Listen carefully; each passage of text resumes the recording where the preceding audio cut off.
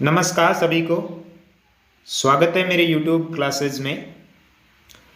Correct use of articles topic पर हमारी एक क्लास पहले बन चुकी है और उस क्लास के अंदर इनडेफिनेट और डेफिनेट आर्टिकल जो कि ए या एन और द थे, उनके 16 एग्जाम्पल्स के रूप में प्रयोग देखे थे और कुछ रूल्स भी जो इनसे संबंधित थे वो हमने देखे थे कि कहाँ पर इनका यूज़ करेक्टली होता है और कहाँ पर इनका यूज़ करना इनकरेक्ट होता है। आज हम फिर से कुछ सेंटेंसेस ले रहे हैं एग्जाम्पल्स के रूप में और कम से कम 10 या इससे ज़्यादा सेंटेंसेस हैं। इसके अंदर हम ये देखेंगे कि इसके अंदर जो आर्टिकल ए एन या द का यूज़ होगा ये क्यों होता है और किस प्रकार के नाउन से पहले होता है। हमने ये देखा था कि आर्टिकल जो इनडेफिनेट हैं ए या एन, उसका यूज़ हमेशा काउंटेबल नाउन से पूर्व होता था और काउंटेबल नाउन्स भी जो सिंगुलर हैं उसी नाउन से पूर्व होता था, जबकि द का यूज़ हम किसी भी नाउन से पूर्व कर सकते हैं बशर्ते कि वे नाउन्स डेफिनेट होनी चाहिए। और डेफिनेट कैसे बनती हैं वो तरीका भी हमने जाना था। तो आज हम ऐसे कुछ और सेंटेंसेस देखते हैं कि कब नाउन्स डेफिनेट होती हैं, कब इनडेफिनेट होती हैं, जिनके पूर्व ए एन या द का यूज होता है।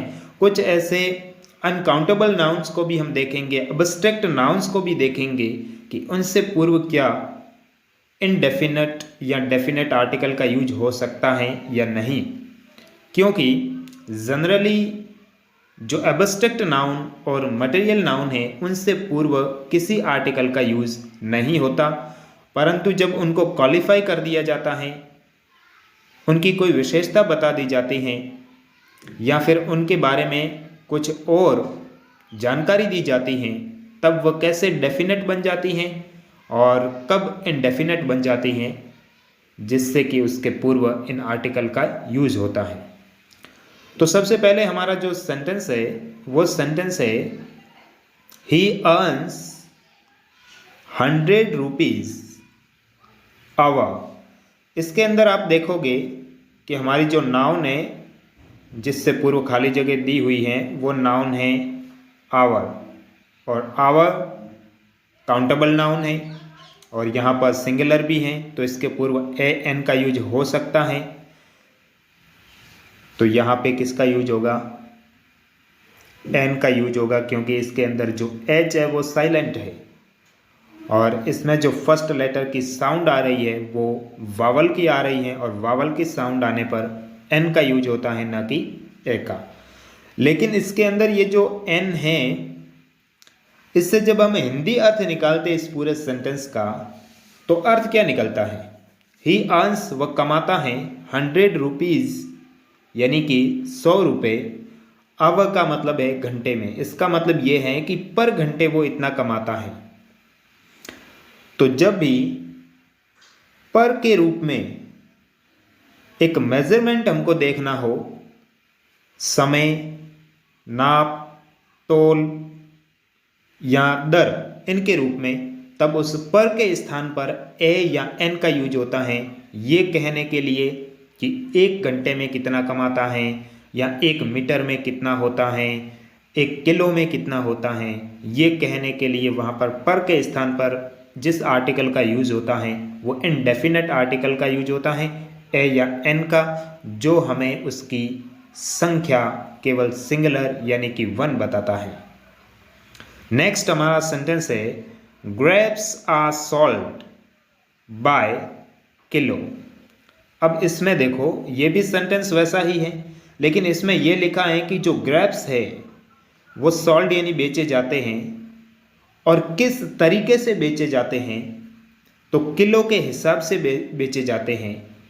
अब किलो से पूर्व हमें ये कहना हो कि 1 किलो में कितने बेचे जाते हैं, तब तो ए या एन का यूज होगा, क्योंकि पर की स्थान पर हम ए या एन का यूज कर सकते हैं। लेकिन यहाँ पर ये नहीं कहना है, यहाँ पर ये सेंटेंस कहना चाहता है कि ग्रेप्स को किलो के हिसाब से बेचा जाता है। अब किसके हिसाब से बेचा जाता है, इस तरह का जब मेजरमेंट हो तब वहाँ पे इनडेफिनेट आर्टिकल का यूज़ नहीं होता। यहाँ पर ए या एन का यूज़ गलत होगा, जबकि ऐसे स्थान पर जिस आर्टिकल का यूज़ होगा वो होगा डेफिनेट का, और यहाँ पर करेक्ट आर्टिकल होगा द, और करेक्ट सेंटेंस बनेगा grapes are sold by the kilo, यानी कि ग्रेप्स को किलो के हिसाब से बेचा जाता है, न कि 1 किलो में कितना बेचा जाता है ये बताया जा रहा है। थर्ड नंबर सेंटेंस है mister Sharma met me yesterday. इसके अंदर जो हमारी नाउन है वो है मिस्टर शर्मा, और मिस्टर शर्मा का मतलब होता है कि ये एक प्रॉपर नाउन है, क्योंकि ये किसी व्यक्ति का नाम है। और जब प्रॉपर नाउन होती है तब प्रॉपर नाउन से पूर्व किसी आर्टिकल का यूज़ नहीं होता, क्योंकि प्रॉपर नाउन अपने आप में निश्चित होती है, उसे किसी आर्टिकल की ज़रूरत नहीं होती। तो फिर इसके पूर्व क्या कोई आर्टिकल नहीं लगेगा? नहीं, आर्टिकल का यूज़ होगा, लेकिन तब जब हम ये कहना चाहते हैं कि जो मिस्टर शर्मा हैं उनसे हम पूर्व में परिचित नहीं हैं, उसका नाम हम जानते हैं कि उसका नाम मिस्टर शर्मा था जो मुझे मिला यस्टरडे यानी कल, लेकिन वो कौन सा मिस्टर शर्मा है ये भी कभी कभी निश्चित नहीं होता।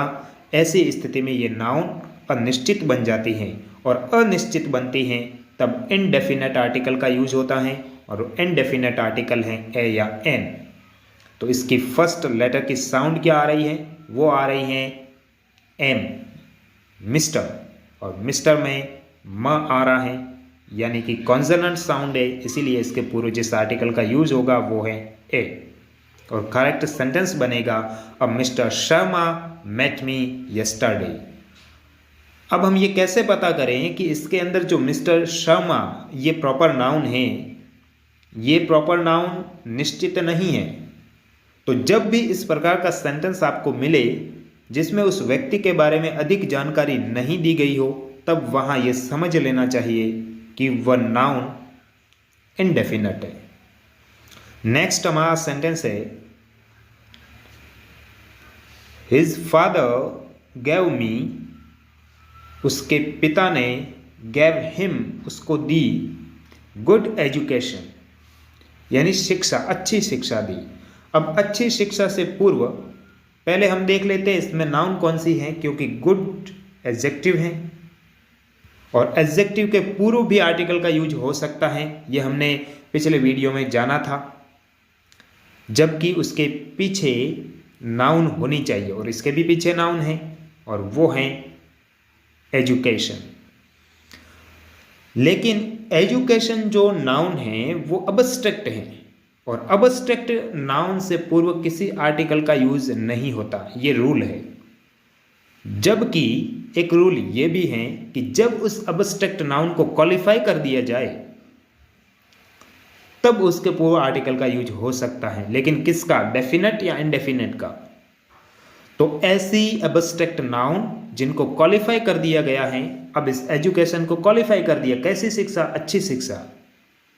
तो फिर इस प्रकार की नाउन से पूर्व जिस आर्टिकल का यूज होता है वो होता है इनडेफिनेट, और इनडेफिनेट आर्टिकल है ए या एन, और फर्स्ट लेटर की जो साउंड है वो है ग, गुड, इसीलिए ए का यूज होगा, और करेक्ट सेंटेंस बनेगा his father gave him a good education, मतलब उसके पिता ने उसको एक अच्छी शिक्षा दी। नेक्स्ट सेंटेंस है हमारा शी हैज गॉन फॉर, वह जा चुकी हैं, वॉक। वॉक एक वर्ब होती है और वॉक का मतलब होता है चलना। वर्ब के पूर्व हम कभी आर्टिकल का यूज नहीं कर सकते, क्योंकि आर्टिकल का यूज केवल नाउन से पूर्व होता है। लेकिन क्या यहाँ पर ये जो वॉक वर्ड है वो वर्ब का काम कर रहा है? बिल्कुल नहीं कर रहा, क्योंकि वर्ब हमारी पहले से लग चुकी है गॉन, जा चुकी है। किसके लिए जा चुकी हैं? तो वॉक के लिए। अब यहाँ पे जो वॉक है वो नाउन का काम कर रहा है, और जब कोई वर्ब नाउन का काम करे तो उसके पूर्व आर्टिकल का यूज होता है, और वो भी इंडेफिनिट यानी कि ए या एन का। तो इसकी फर्स्ट लेटर की जो साउंड है वो है व, और इसके पूर्व जिस आर्टिकल का यूज होगा वो होगा ए, और करेक्ट सेंटेंस बनेगा she has gone for a walk, मतलब वो एक भ्रमण के लिए जा चुकी हैं। सेंटेंस नंबर 6 है देयर इज लैम, वहां है, क्या है, लैम। लैम का मतलब भेड़, भेड़ का बच्चा, मेमना।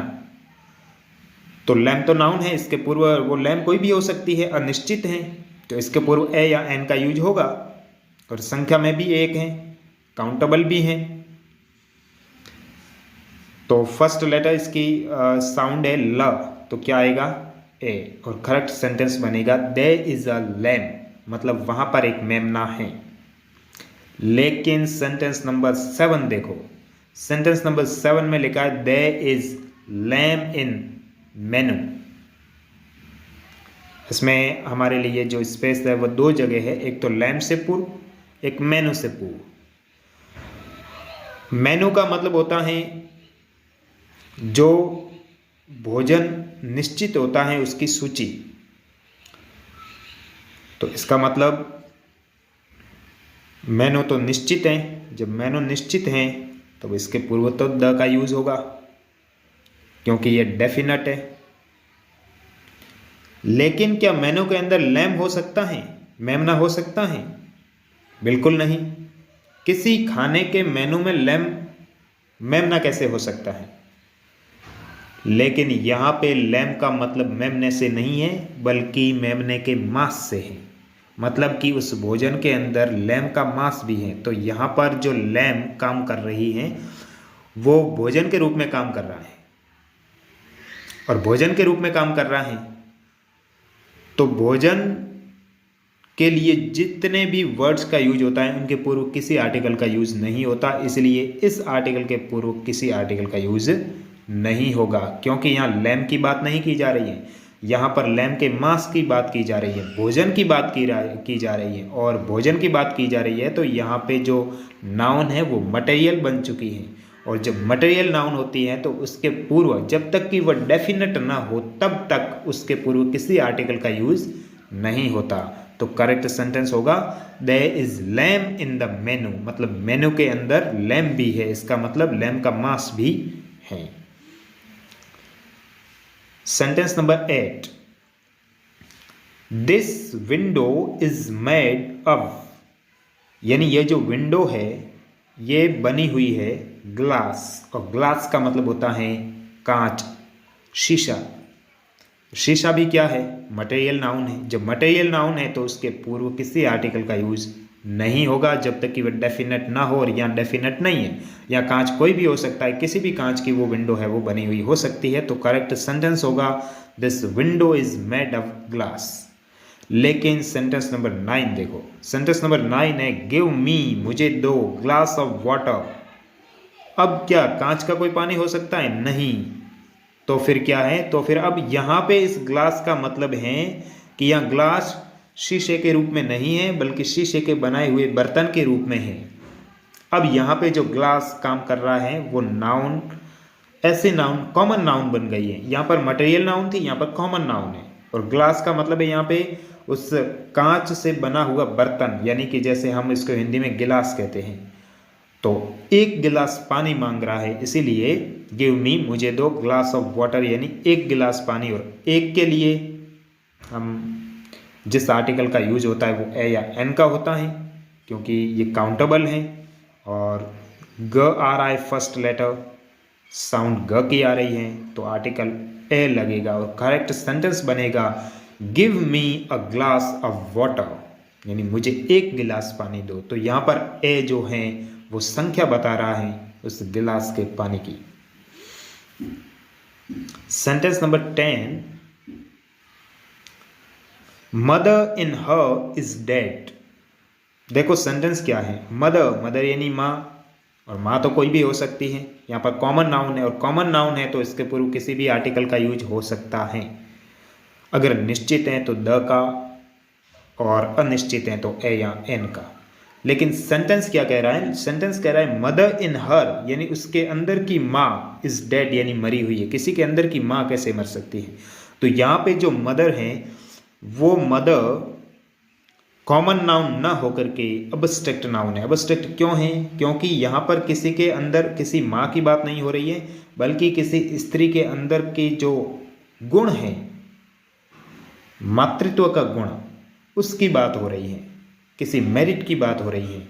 और जब किसी गुण की बात हो रही हो, तब किसी क्वालिटी की बात हो रही हो, तब वह अबस्ट्रैक्ट नाउन होती है। और अबस्ट्रैक्ट नाउन जब कॉमन नाउन को अबस्ट्रैक्ट बना दिया जाता है, तब उसके पूर्व केवल और केवल डेफिनेट आर्टिकल यानी कि द का यूज होता है, ना कि ए या एन का। और करेक्ट सेंटेंस होगा the mother in her is dead, यानी उसके अंदर का जो मातृत्व है वो मर चुका है, ना कि कोई माँ मर चुकी है। सेंटेंस नंबर 11 है ही कॉट हर, उसने उसको पकड़ा, बाय आम। आम का मतलब होता है भुजा। ये भी कॉमन नाउन है, इसके पूर्व आर्टिकल का यूज हो सकता है। लेकिन ये निश्चित है या अनिश्चित? देखो, उसने उसको पकड़ा, मतलब जिसको पकड़ा उसी की ये भुजा है, इसका मतलब निश्चित है। और निश्चित होने पे जिसका यूज होगा वो है द। अब ये द का यूज यहाँ पर क्यों हुआ? यहाँ पर इसीलिए हुआ कि जब पजेसिव जो एडजेक्टिव होती हैं, जैसे कि हर, हिज, माय, आवर, उनका यूज न करके हम किसका यूज कर सकते हैं? हम द का यूज कर सकते हैं। कब? जब किसी अंग की बात हो रही हो, किसी व्यक्ति के अंग की बात हो रही हो। यहाँ पर इसके अंग की बात हो रही है कि उसने उसको पकड़ा। कैसे पकड़ा? उसकी भुजा से पकड़ा। तो ये भुजा इसी की है, इसीलिए ये निश्चित हो गई। और निश्चित होने पे जिस आर्टिकल का यूज होता है वो है द। सेंटेंस नंबर 12 है this is book I was looking for. Noun है बुक, बुक से पूर्व क्या आना चाहिए? देखो, ये निश्चित है या अनिश्चित? दिस इज ये है, बुक यानी किताब, आई वॉज लुकिंग फॉर जिसको मैं ढूंढ रहा था। तो उसी किताब की बात हो रही है जिसको वह ढूंढ रहा था। मतलब आई वॉज लुकिंग फॉर से ये जो बुक है ये निश्चित हो गई है। ये किसी कॉमन, किसी जनरल किसी बुक की बात नहीं हो रही है, बल्कि उसी बुक की बात हो रही है जिसको वह खोज रहा था। इसका मतलब अब बुक है वो निश्चित हो गई। और जब निश्चित हो जाती है तब जिस आर्टिकल का यूज होता है वो है द। और करेक्ट सेंटेंस होगा this is the book I was looking for. और ऐसे स्थान पर इस द का अर्थ क्या निकलेगा? अर्थ निकलेगा सेम, वही। दिस इज द बुक, वही किताब, यही वह किताब है आई वॉज लुकिंग फॉर जिसको मैं खोज रहा था। और लास्ट सेंटेंस है हमारा 13। लिखा है लेट महात्मा गांधी सेड सो। महात्मा गांधी ने ऐसा कहा। महात्मा गांधी एक प्रॉपर नाउन है, और जब प्रॉपर नाउन है तो फिर वो प्रॉपर नाउन अपने आप में निश्चित होती है, उसको डेफिनेट करने की कोई ज़रूरत नहीं होती। और इनडेफिनेट वो कब होती है? जब हम उसे न जानते हो, जब उसका परिचय हमसे न हो तब। लेकिन महात्मा गांधी को तो सब जानते हैं, तो फिर क्या इसके पूर्व किसी आर्टिकल का यूज़ नहीं होगा? नहीं, इसके पूर्व एक वर्ड और है लेट। और लेट का मतलब होता है जो पूर्व के, यानी कि जो गुजर चुके हैं। तो इसका मतलब अब इस प्रॉपर नाउन को हमने क्वालिफाई कर दिया है, और क्वालिफाई जिस वर्ड से किया है वो है लेट। और जब किसी प्रॉपर नाउन को हम क्वालिफाई कर देते हैं, ये रूल है, तो ध्यान रखना उसके पूर्व डेफिनेट आर्टिकल का यूज होता है, और वो है द। और करेक्ट सेंटेंस होगा the late Mahatma Gandhi said so. इस प्रकार हमने 13 सेंटेंसेस के थ्रू कुछ ऐसे अब्स्ट्रैक्ट, मटेरियल, प्रॉपर और कॉमन नाउन्स के बारे में बातें की।